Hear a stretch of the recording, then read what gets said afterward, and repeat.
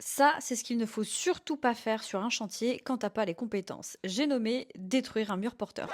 Surtout quand t'es en zone sismique. Vraiment, ça, c'était un move de champion. Alors, je vous rassure, c'est pas moi qui ai fait cette gigantesque connerie, mais c'est moi qui dois la réparer, on adore. Parce que oui, comme vous pouvez le constater, on avait une gigantesque fissure en travers de la maison.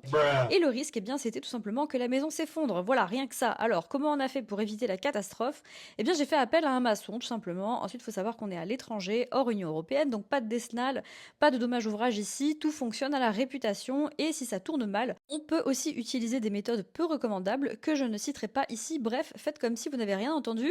Donc le maçon a utilisé des IPN, a tombé le vieux linteau qui servait à rien. D'ailleurs, est-ce qu'on peut parler de ce linteau s'il vous plaît? On dirait une cathédrale. Bref, ensuite il est passé à l'étage pour creuser jusqu'à trouver la structure métallique et là il a coulé du béton pour solidariser l'ensemble et il a créé un autre linteau. Alors c'est pas le meilleur linteau de l'univers, c'était pas forcément la meilleure solution, c'est vrai, mais j'avais pas non plus un budget illimité. L'objectif, c'était que la maison ne nous tombe pas sur la gueule, et ça devrait être bon. Par contre, l'inconvénient avec un linteau de cette taille, c'est que l'étage est condamné. Voilà, on ne pourra jamais aménager l'étage supérieur. Mais c'est pas grave, car aménager les combles, c'était un niveau de complexité assez élevé pour des raisons que je vais pas développer ici.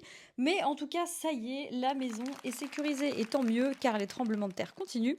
Il y a quelques jours, il y en a eu deux de magnitude 2,4, donc c'est pas énorme, mais à répétition, ça peut clairement fragiliser la structure.